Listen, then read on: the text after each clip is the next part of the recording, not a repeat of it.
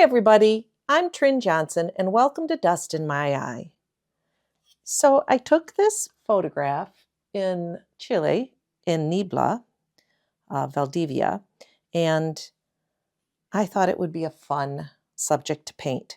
So I have this 300-pound paper and I am going to mask off the tall part of the lighthouse and try and leave the parts in the window there open to get the blue paint. And we're going to see how that works. So I'll probably speed this part up. I'm going to use a triangle and I'm going to use a pencil, a mechanical pencil, because it's so small. I want to get it more exacting. So if that sounds like fun, please stick around. If you give it a like, that would be wonderful. And let's get started.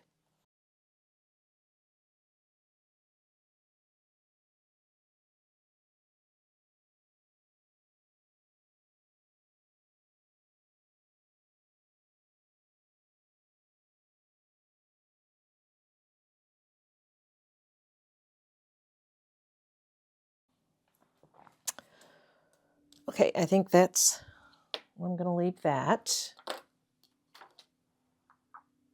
lot more work than I normally put into a drawing for a watercolor. But I wanted to get that part right because it was a little tricky because it's just so exacting.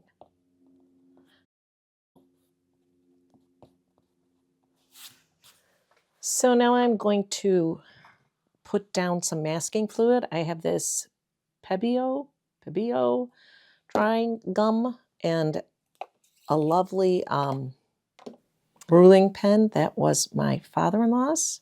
So it's a really nice one. And I find it works really well for this sort of thing.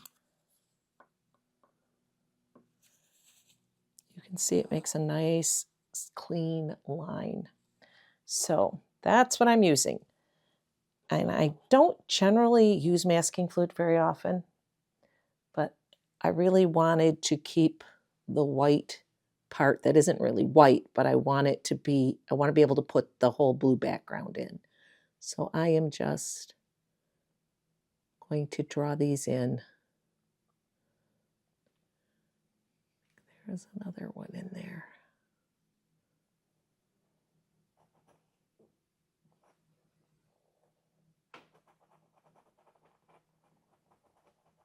Trick about using masking fluid, you have to move quickly because when you've got some already down and then you put more on top, it doesn't really like that if it bumps up against some that's already dry.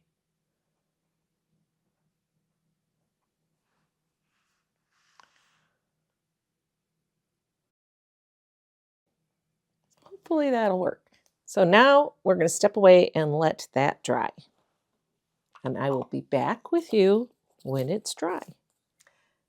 So I'm back now and my masking fluid has dried.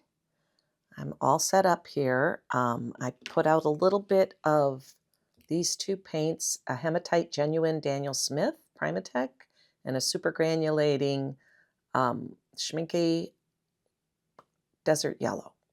And I want to use those for the rocks and the grasses down there.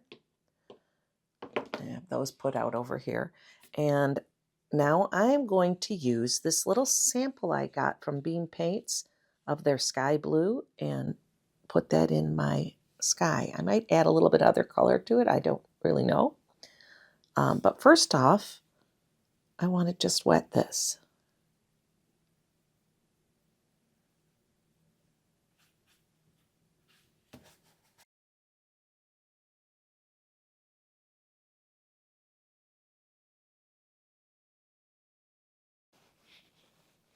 All right. Now there are no clouds in this sky in the picture, but I think I might throw in some clouds. That's pretty good. I'm going to stop with that. Alrighty. Now, I want to do this as simply as possible. So I think I'll do this green part in here next. I'm not gonna do that. I don't know what that is there, but I'm gonna ignore it because it does not help my picture. This is green gold and sap green.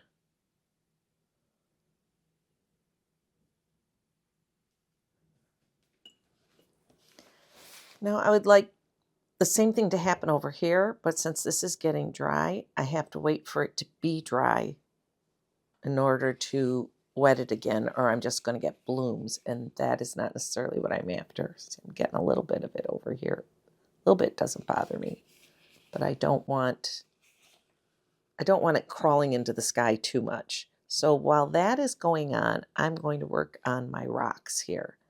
And for my rocks, I've got that hematite, and I'm going to just wet where the rocks are. There's one big one right there. Again, it can be a little fuzzy into the part above it, except for that smooth edge of that rock there. And I am going to use a little piece of a credit card or store card.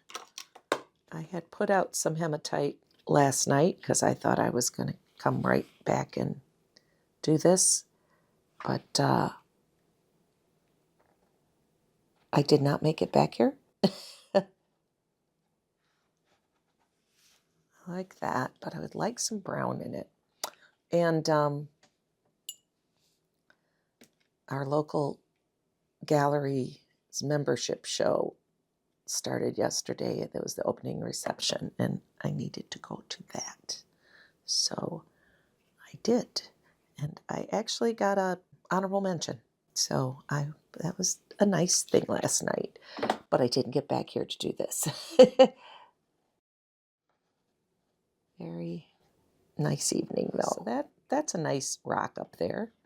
And then these parts are a little more sporadic. I don't know. I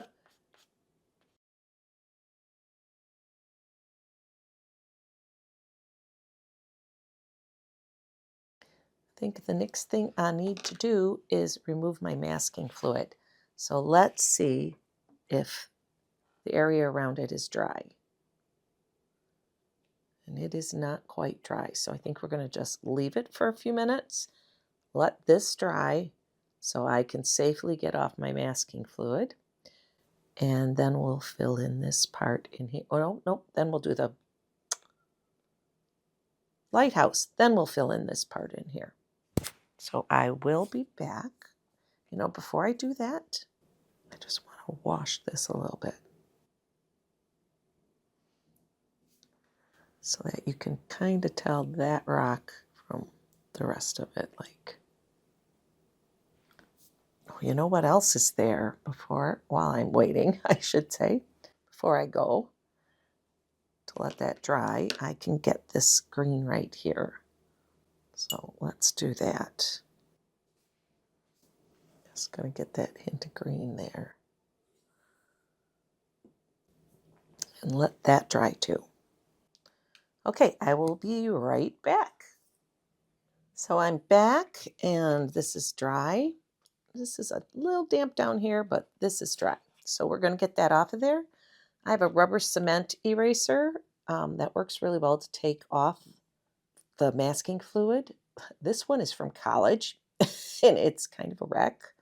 So I think I'm going to use this little guy that I got a pack of like 10 at the dollar store and try that one more gently, coercing it off because I don't want to ruin the paper underneath.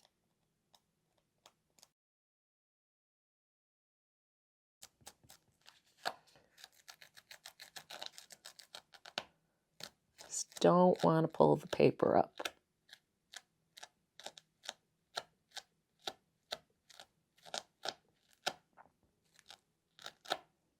Many an artist's painting has been ruined by masking fluid that won't come off. And Winsor Newton, oh, see, it's just started to pull that up right there. Just when I thought it was safe to go back in the water. Just that little bit right there. Let's hope that that doesn't mean the end for the whole thing. Now, I'm still a little worried about the condition of that paper. So I have this stuff called liquid, it's like a liquid paper sizing. And I think I'm going to dig that up and put some of that on there. Okay, this is the stuff. It's called multi-sizing, and it's made by Holbein. And it reduces the absorbency of paper. So I am going to just put a little out on this brush and just go over this part of my lighthouse because I'm just a little worried about that. Just depends on the paper. You never know how it's going to react. And it did okay. It just came up a little bit there, and I just want to be careful here. So now you have to let this dry thoroughly. So I'm going to cheat and hit it with a hairdryer. And hopefully that will work. Okay, so let's start with the white that isn't really white. It's funny, up here it's reflecting pink. I don't know if you can see that, but this part right in here, it's a little bit of a pink.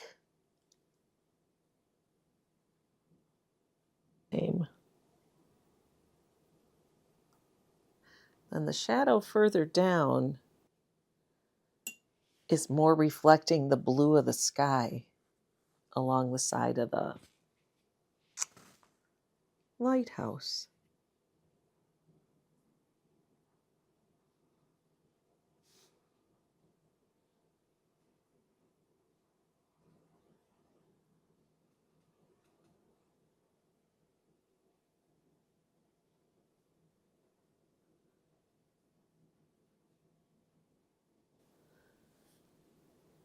Kind of glaze over it. Now, just because I drew all these lines in to make them all nice and neat and tidy and did all that masking does not mean I'm going to worry about perfection.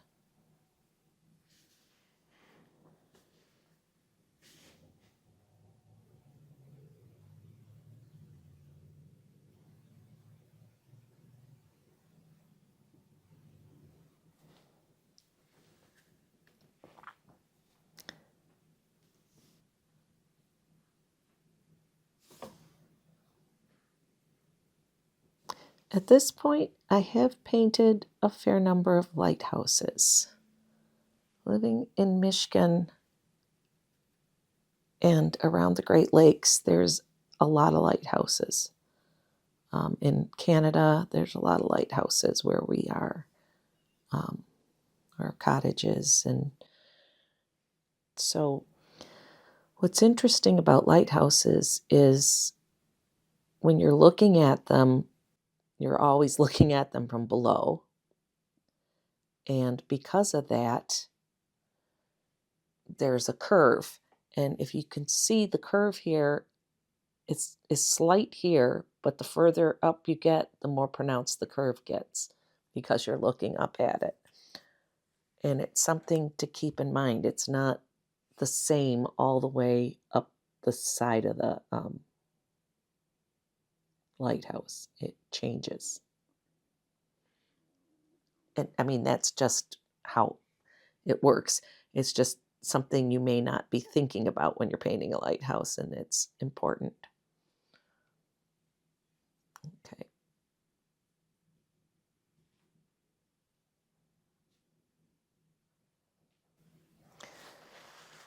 Okay, let's get some railings on this guy.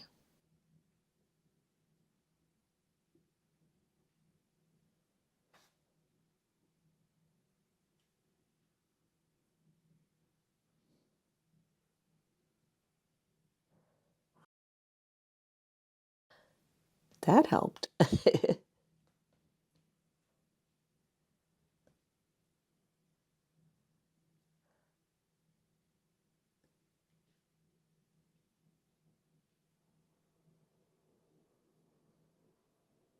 I think that, let's see, one more little thing, and then we're going to call that close enough for our purposes. Now we're just going to fill in this part. Let's back her off. For that, I want to wet this area. Oh, without pink. Don't really want pink. You know what I do want is a bigger brush.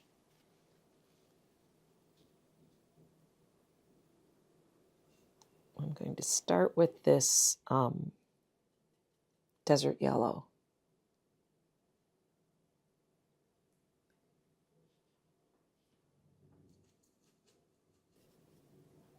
That green, I want a little bit of it here.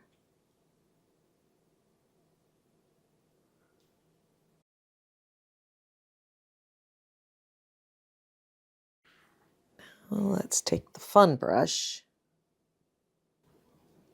Do a little bit while it's fuzzy still, while it's wet. Try and get some of the ones that are sticking up from the rocks.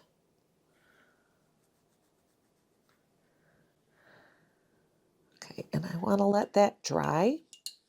So I'm going to hit it with the hairdryer, and then we're going to come in with a little bit of the details.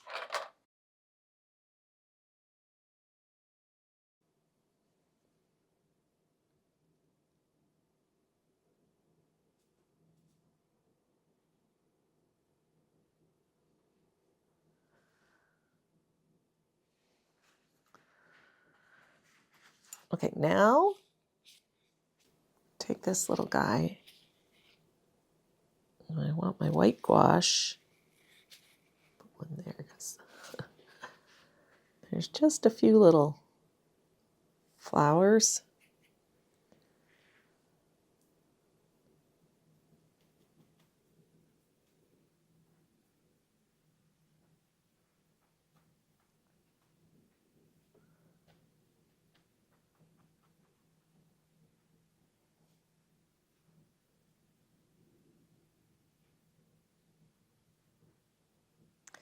Okay.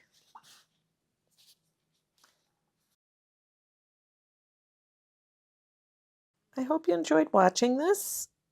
I hope I maybe gave you some insight into painting lighthouses. They're kind of fun to paint. I usually am painting them plein air, but this one was obviously different. It was a lot of fun. Let's peel it off the card and the back and see what we've got. Aha! Yay! There we go. Once again, thank you so much for watching. And if you would like to, please check out my Etsy shop, where I have prints of my artwork along with cute little monsters and other fun stuff for sale.